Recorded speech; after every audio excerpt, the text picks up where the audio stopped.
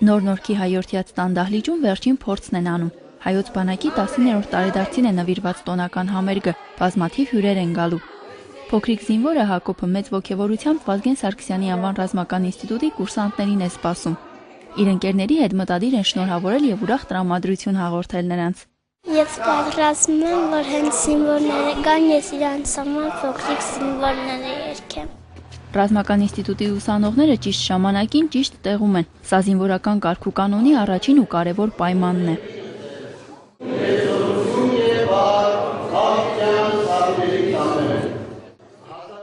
Ինչպես հայորդյաց տանն անցկացվող յուրաքանչյուր միջոցառում, ներկաները նախ ստանում են Տեր Նորայր ավագ քահանա Բաղդասարյանի օրհնությունը։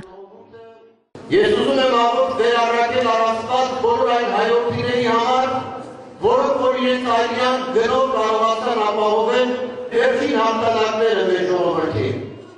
Վազգեն Սարգսյանի անվան ռազմական ինստիտուտի կուրսանտներն ու սպայակազմն առաջին անգամը չեն Մայրաթոր Սուրբ Էջմիածնի եւ Հայկական բարեգործական ընդհանուր միության հովանու ներքո գործող հայորդյաց տանը։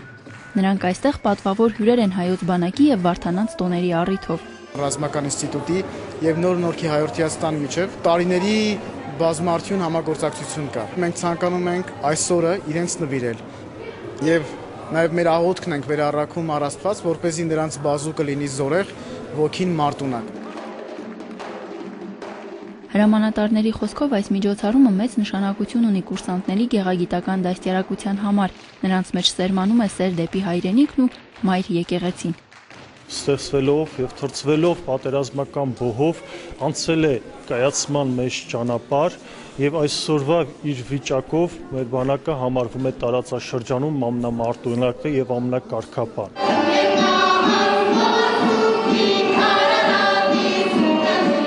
Ուզում եմ, որ մեր բանակը դառնա ավելի հզոր, ավելի կուռ։ Թեկուզ մեկ ժամով կտրվել է այդ ծառայողական կյանքից, բանակի կյանքից շատ մեծ բան է զինծառայողի համար։ Ուզում եմ իմ բարեմաղթանքները հղել ամբողջ զինծառայողներին, հասարակ զինվորից մինչև նախարար, մինչև գերագույն հրամանատար։